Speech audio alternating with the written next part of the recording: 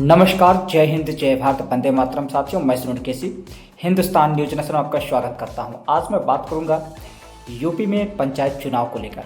UP में पंचायत चुनाव 2026 की तैयारी प्रशासन अपने तरीके से करने लगा है। ऐसे में प्रधान प्रत्याशी, बीडीसी प्रत्याशी और तमाम प्रत्याशियों के मन में कई तरह के प्रश्न भी उठ रहे हैं कि क्या 2026 में बहुत कुछ बदल जाएगा। तो आज हम इसी सब चर्चा करेंगे और जो भी प्रश्न आपके मन में है उसका उस संख्या का समाधान करने का प्रयास करेंगे। तमाम प्रकार के प्रश्न आपके मन में होंगे।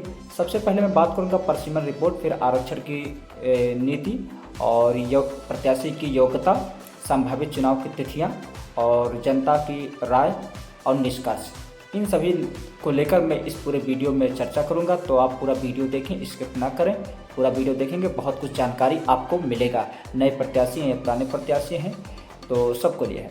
तो हिंदुस्तान न्यूज नेशन हमेशा कुछ न कुछ नए मुद्दे पर चर्चा करता है। आज यही मुद्दा है, पंचायत चुनाव 2026 को लेकर हलचल तेज है और कई वार्ड बदल भी जाएंगे, कहीं आरक्षण पलट जाएगा, कई नए प्रत्याशी मैदान में कूदेंगे और वो अपनी भविष्य भी यानी राजनीति में आजमाएंगे। आज का जो है परसिमन की सच्चाई क्या है, आरक्षण की नया नीति क्या है, प्रत्याशी बनने के लिए हमारे पास योग्यता क्या होनी चाहिए और चुनाव की संभावित तिथियां क्या हैं, इन सभी को लेकर हम चर्चा करेंगे। गांव की जनता की आखिर क्या रुचि है और किस मुद्दे पर आपको पसंद करेगी चुनाव के लिए। चुनाव से पहले सबसे अहम चरण होता है परसिमन, जिसके लिए सरकार और प्रशासन अपने अपने तरीके से लग चुका है। परसिमन का मतलब होता है कि किसी वार्ड में कितनी आबादी है, किस गांव में कितनी आबादी है, उसका एक क्षेत्र निर्धारण करना नए तरीके से। यानी 2011 की जनगणना के बाद लगातार जनसंख्या बढ़ रही है और उस जनसंख्या के आधार पर नया क्षेत्र बनाना और नए क्षेत्र के आधार पर चुनाव की तैयारी में एक अलग व्यवस्था अपनाना। कई पंचायतों को जोड़ा जाएगा तो कई विभाजित किया जाएगा। इसमें मौजूद जनप्रतिनिधियों की भी सीट भी बदल जाएंगी, क्योंकि बदल सकती हैं और कोई नहीं जरूरी है, लेकिन बदल भी सकता है। आपको बता दें कि ब्लॉक स्तर पर भी जानकारी ले जाता है, प्लस जो है जिले पे कुछ टीमें बनाई जाएंगी, 4 टीम के आसपास बनाया जाएगा और ये 4 टीम गांव में जाएंगे।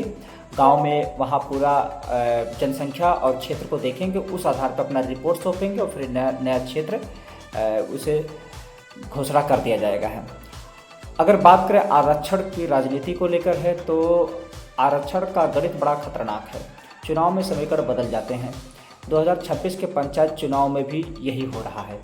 कौन सी सीट एससी होगा, कौन एसटी होगा, कौन ओबीसी होगा, कौन सामान्य होगा, इन सब को लेकर अगर देखा जाए तो जनसंख्या के आधार पर और लगातार यदि कहीं कोई सीट है तो उस पर भी बदलने की संभावना है।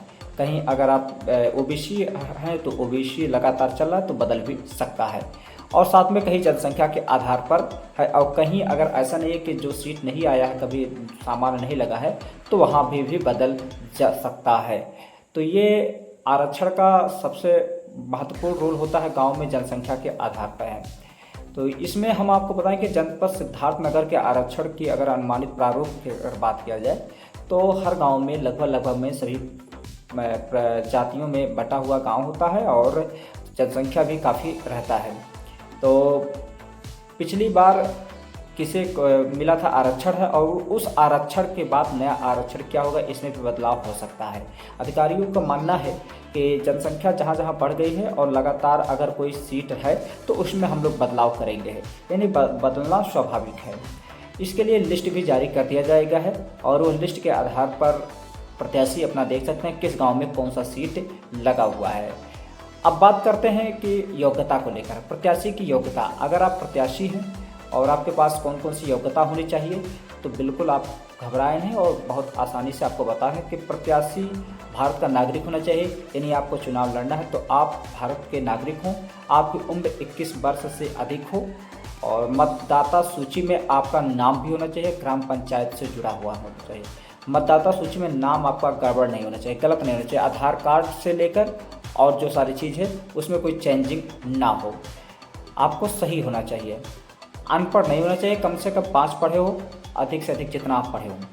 इसके अलावा ज़िले में कई तरह के, जैसे आप किसी ऐसे चीज़ को लाभ ना पाए हों, और दूसरी चीज़ है कि आपके पास कहीं दिवालिया घोषित ना हो, कोई आपराधिक मामला ना हो, आप कोई अवैध कार्यों में ना लगे हों, तो ये सब भी देखा जाता है। आपका जो आय, जात, निवास या इस तरह के जो होते हैं कागज़, वो मजबूती के साथ में होना चाहिए। आपके पास जो ज़मीन है या फिर आवश्यक धन है, वो सारे चीज़ की सही रिपोर्ट आपको देना पड़ेगा है। जब आप फॉर्म अप्लाई करेंगे तो उसमें सारा कॉलम मांगता है। तो नियम और योग्यता हमेशा ध्यान से, अगर आप प्रत्याशी हैं, चुनाव लड़ने की तैयारी में हैं, तो बिल्कुल किसी भी प्रकार की कोताही ना बरतें और अपना कागज़ इसी समय से दुरुस्त कराने में लग जाएं। वर्तमान प्रधान हो या प्रशासनिक अधिकारी हो, ये समस्त अपनी अपनी तैयारियों में लग चुके हैं। तो ऐसे में आप अगर प्रत्याशी बनना चाहते हैं तो आप भी अपनी तैयारी में लगे रहें।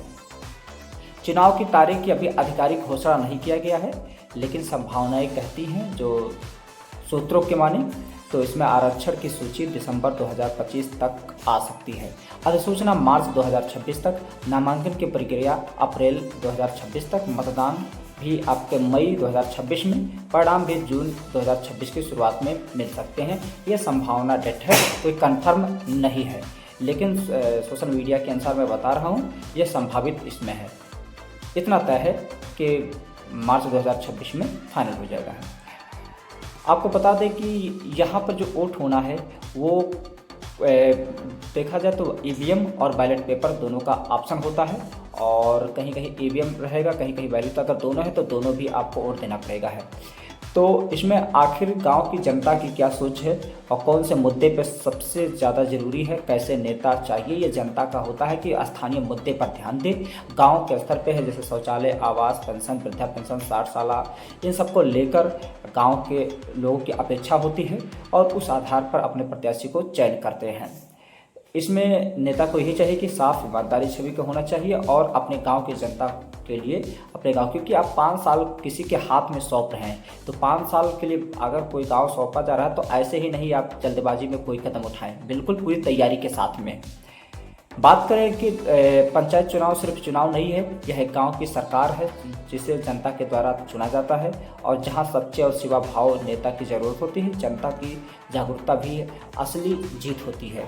सबसे बड़ी बात होता है कि यहाँ लोग अपने नात बात हित मित्र या बहकावे में, पैसे में, लालच में या फिर जो इस तरह के लुभावने में आ जाते हैं, जिस वजह से 5 साल गाँव किसी ऐसे व्यक्ति के हाथ में सौंप देते हैं जो 5 साल विकास ना करके 5 साल पीछे चला आता है। तो ये बहुत चीज़ है कि इस पर हम सबकी जानकारी होना चाहिए और सही तरीके से चुनाव में प्रतिभाग करना चाहिए। वोट सभी को देना चाहिए, प्रतिभाग करने से है वोट की प्रतिशतता बढ़ती है और साथ में आपकी भागीदारी भी बढ़ती है।